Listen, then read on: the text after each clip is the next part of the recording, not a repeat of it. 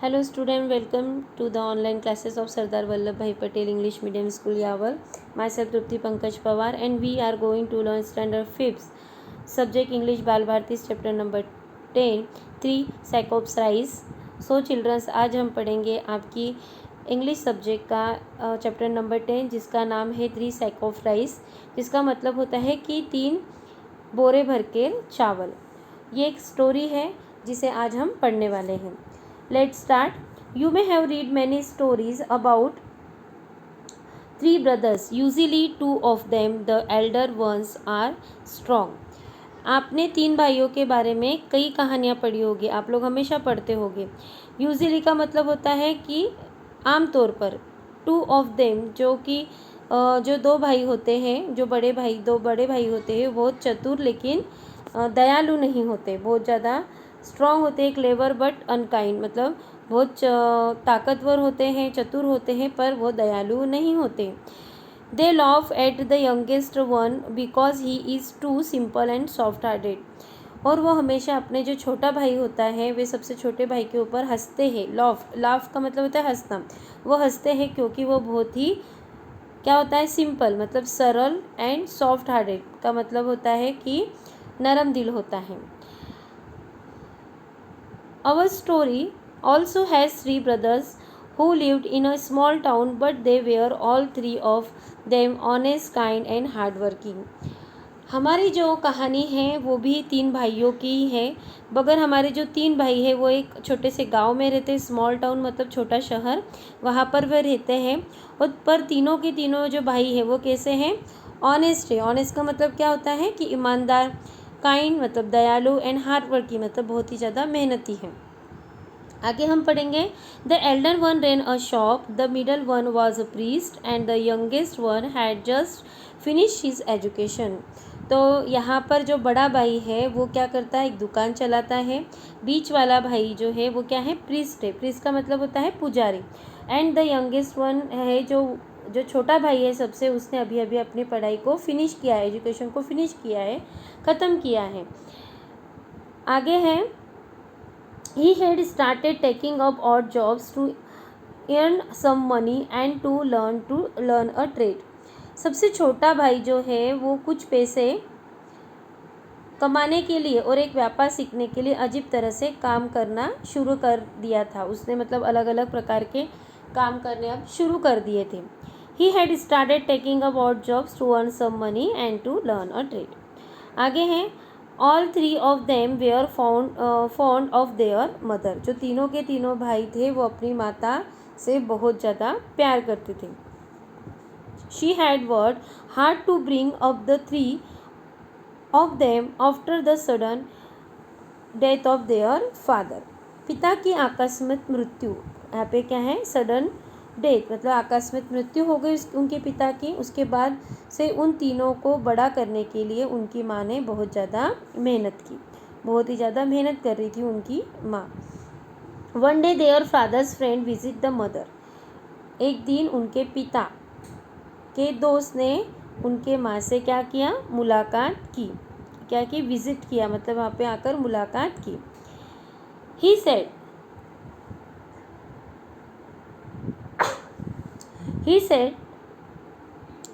वो कहते हैं, sister you know that I have a very prosperous business. उन्होंने कहा, बहन, सिस्टर को मतलब उन्हें माता, जो बच्चों की माता थी, उनसे कहा कि सिस्टर तुम जानती हो कि मेरा बहुत समृद्ध व्यवसाय है। प्रेसियस बिजनेस मतलब समृद्ध व्यवसाय, उसका बहुत ही अच्छा समृद्ध व्यवसाय है। But no, I am getting old and my only daughter is of a marriageable age. Marriageable age का मतलब होता है कि विवाह के योग्य, मतलब वो कहते हैं कि मैं अब क्या होते जा रहा हूँ, बूढ़ा होते जा रहा हूँ, और मेरी जो बच्ची है या मेरी जो पुत्री है वो अब विवाह के योग्य हो गई है। I am looking for a son in law who would be a good husband to my daughter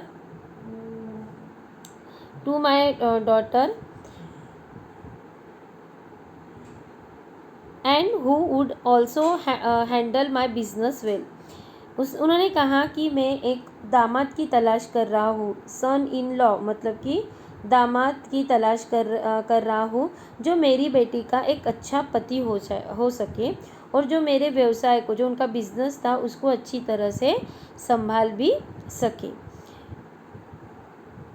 I like all your sons, मुझे आपके सभी बेटे पसंद है। ऐसा किसने कहा?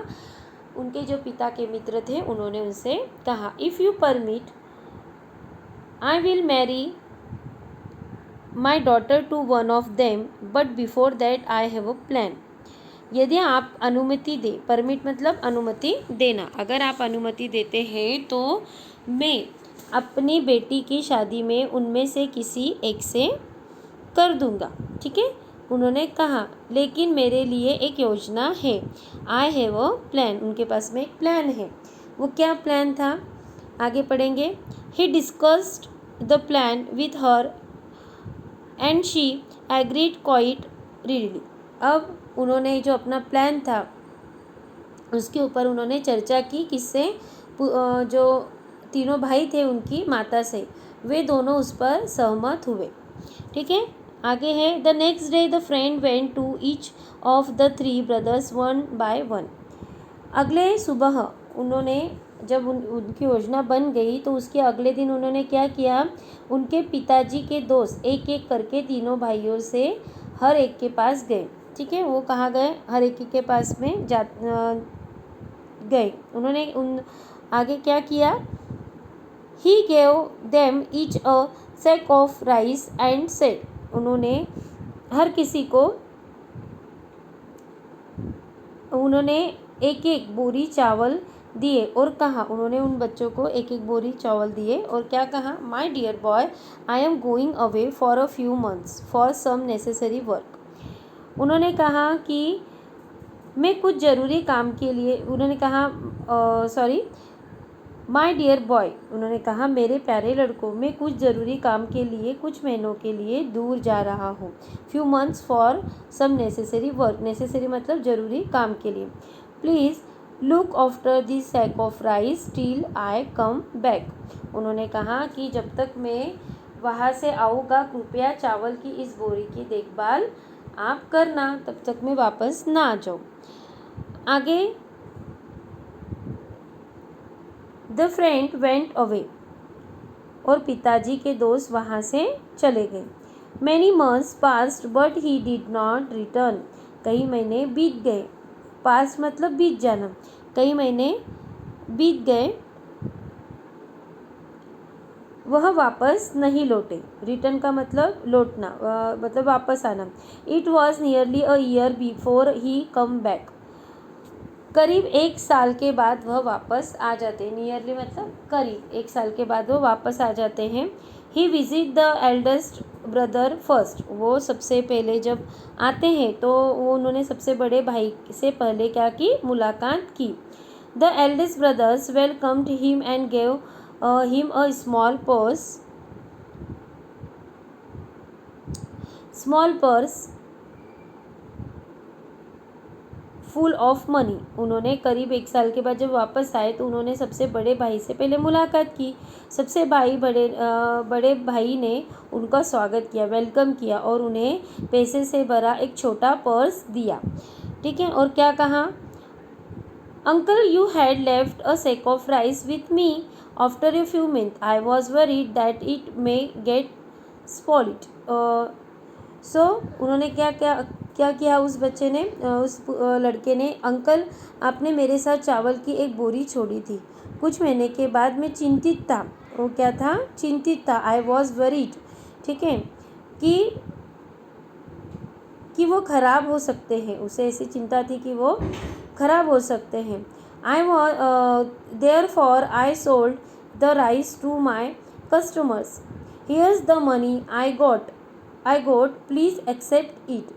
उन्होंने कहा, इसलिए मैंने अपने ग्राहकों को चावल बेच दिया। सोल्ड का मतलब होता है बेच देना। उन्होंने किसको बेचा? कस्टमर्स का मतलब होता है ग्राहकों को। उन्होंने ग्राहकों को उस बड़े भाई ने, जो बड़े भाई था, उसने बेच दिया। Here is the money I got, please accept it. उसने कहा कि यह यहाँ मुझे पैसे मिले, कृपया इसे लीजिए। मैंने जब चावल को बेच दिया तो मुझे ये कुछ पैसे मिले। ठीक है, आगे क्या हुआ? Thank you my boy, you are such an honest person. उसने कहा धन्यवाद मेरे लड़के, तुम सच में एक ईमानदार व्यक्ति हो। क्या कहा उसने? सच में एक ऑनेस्ट मतलब ईमानदार व्यक्ति हो। Then the friend went to see the middle brother who was a priest. ठीक है, तो इसके बाद उन्होंने क्या किया कि जो मझला भाई था, मतलब बीच के जो भाई थे, उनको वो देखने के लिए गया, जो क्या था? प्रीस्ट मतलब पुजारी था। The priest greeted him with Joy and the affections. पुजारी ने उसे खुशी और स्नेह से बधाई दी। जॉय मतलब खुशी, उस फेक्शन मतलब होता है कि स्नेह। स्नेह के साथ क्या दी उन्होंने? ग्रीट किया, उसे बधाई दी। उसने कहा, ठीक है, सॉरी, ही सेड, उसने कहा uncle remember you had left a sack of rice with me an year ago. उसने कहा कि अंकल याद है, रिमेंबर का मतलब होता है याद है, आपको याद है क्या कि 1 साल पहले मेरे पास आप चावल की एक बोरी छोड़ गए थे। With me an year ago, I had kept it for many months, but then I was worried that it may get spoiled.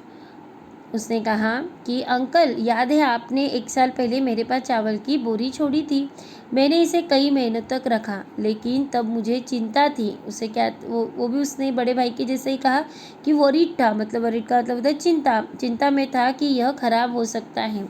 I distributed the rice among the poor in your name.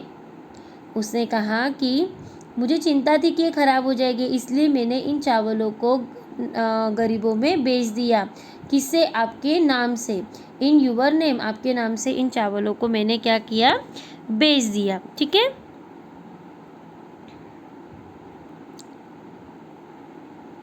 They all bless you for the satisfying their hunger.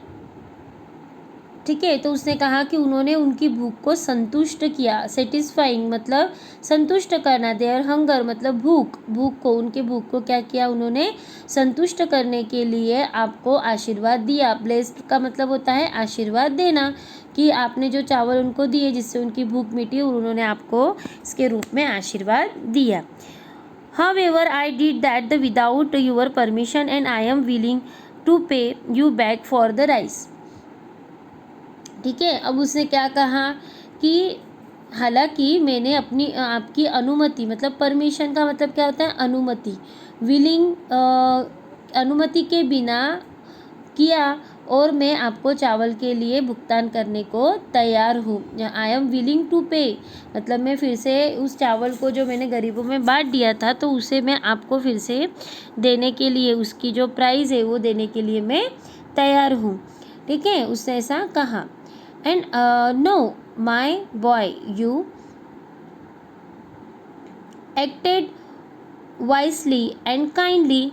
उसने कहा कि नहीं मेरे लड़के, तुमने wisely मतलब समझदारी, और काइंडली मतलब दयालु और विनम्रता, तुमने समझदारी और विनम्रता से क्या किया? काम लिया। ठीक है, आगे क्या कहते हैं? The blessing that I got from the poor people are enough for me. उन्होंने कहा कि नहीं मेरे लड़के, तुमने जो समझदारी और विनम्रता से काम लिया, गरीब लोगों से मुझे जो आशीर्वाद मिला है, ब्लेसिंग मतलब आशीर्वाद मिला है, वो मेरे लिए क्या है? इनफ है। इनफ का मतलब होता है काफ़ी है। Please do not even think about the money any more. तो इसके लिए कृपया किसी भी अधिक पैसे के बारे में मत सोचो। थिंक अबाउट मतलब सोचना के बारे में, किसी भी बारे में सोचना, तो तुम इस बारे में मत सोचो। ठीक है, आगे वो कहते हैं When the friend went to visit the youngest son, he too welcomed him with love and respect. ठीक है, इसके बाद जब पिताजी कहा गया, वो जो मित्र थे, पिताजी के जो मित्र थे वो अब किससे मिलने गए, सबसे छोटे बेटे से मिलने के लिए गए। तो छोटे बेटे ने उन्हें बड़े ही प्यार से क्या किया, उनका स्वागत किया, वेलकम किया, बड़े ही प्यार से और सम्मान के साथ में उनका स्वागत किया। बट ही सेड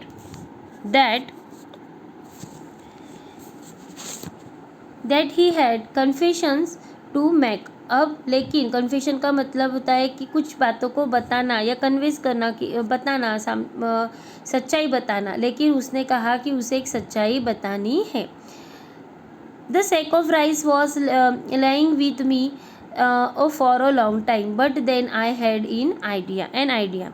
उसने कहा कि चावल की बोरी लंबे समय से मेरे पास पड़ी थी, लेकिन तब मुझे एक विचार आया। उसे क्या आया, मतलब विचार आया, आइडिया मतलब विचार आना, उसमें किसी दिमाग में एक आइडिया आया। I often go to a neighbouring farm to help with the work. उसने कहा कि मैं अक्सर लेकिन तब मुझे एक विचार आया कि मैं अक्सर काम में मदद करने के लिए पड़ोसी के खेत में जाता हूँ। नेबरिंग का मतलब होता है पड़ोसी, फार्म मतलब खेत, तो वो खेत में, पड़ोसी के खेत में हमेशा मदद करने के लिए जाता है।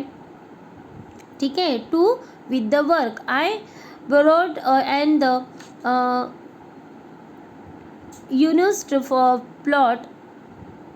unused plot of land from the farmer. I borrowed an unused plot of land from the farmer. उसने कहा कि जब मैं उसके पास जाता था तो मैंने किसान के पास, जिसके किसान के पास मैं खेती के में मदद करने के लिए जाता था, उसके पास मैंने खाली पड़ा हिस्सा देखा। अनयूज्ड का मतलब होता है कि खाली पड़ा, जिसका यूज़ नहीं होता है किसी में। और प्लॉट मतलब एक जगह, ऑफ लैंड, प्लॉट मतलब एक हिस्सा, ज़मीन का एक हिस्सा, वो पड़ा हुआ मैंने देखा। फ्रॉम द फार्मर। ठीक है, तो I exchange the sack of rice from the paddy and the sought the paddy in the plot. अब मैंने क्या किया, मैंने किसान से खेतों का खाली पड़ा हिस्सा ले लिया। मैंने धान के लिए चावल की बोरी किसान को दे दी। ठीक है, फॉर पैडी का मतलब होता है कि धान, जो कि वो खेत में उपयोग होता है, और दे दी, और खेत में धान बोया, मतलब अनाज बोया, धान का मतलब होता है अनाज। ठीक है, Fortunately, the crop grew well and the yielded 25 sack of rice. सौभाग्य से फसल अच्छी तरह से हुई और चावल की 25 बोरी हुई। 25 सैक ऑफ राइस मतलब उसे जब उसने खेती की बहुत अच्छे से, उस प्लॉट पर जब खेती बोई तो उसे क्या मिला, वहाँ पर उसे अच्छे से चावल की खेती हुई, जिसमें से उसे 25 बोरे मिले। I have kept back 5 of sack of sold 20 of them. मैंने 5 बोरे रख लिए और उनमें से 20 बचे बेच दिए। उसने क्या किया, जो कि उसे धान उगा था जिससे उसे 25 बोरे मिले थे, उसमें से उसने 20 को बेच दिए, 20 जो बोरे थे उन्हें बेच दिया और 5 रख लिए। ठीक है, हियर्स इज द मनी, ये रहे पैसे। उसने कहा ये पैसे उसके ही है, यह रहा धन। If you allow I would like to kept a part of it is my share considering the labour and money I spend to get it all done. यदि आप अनुमति दे, परमिशन मतलब अनुमति देते हैं, तो मैं इसे अपने हिस्से के रूप में रखना चाहूँगा, क्योंकि मैंने इसे हासिल करने के लिए क्या किया है, my share consider the labour and money. Labour का मतलब होता है कि मेहनत, जो मैंने इसके लिए श्रम और जो पैसा खर्च किया है, तो उसे देखते हुए मैं इसे रखना चाहूँगा। I spend to get it all done. ठीक है, तो उसने कहा कि ऐसे करते हुए मैं इसे रखना चाहूँगा। आगे कहता है वो,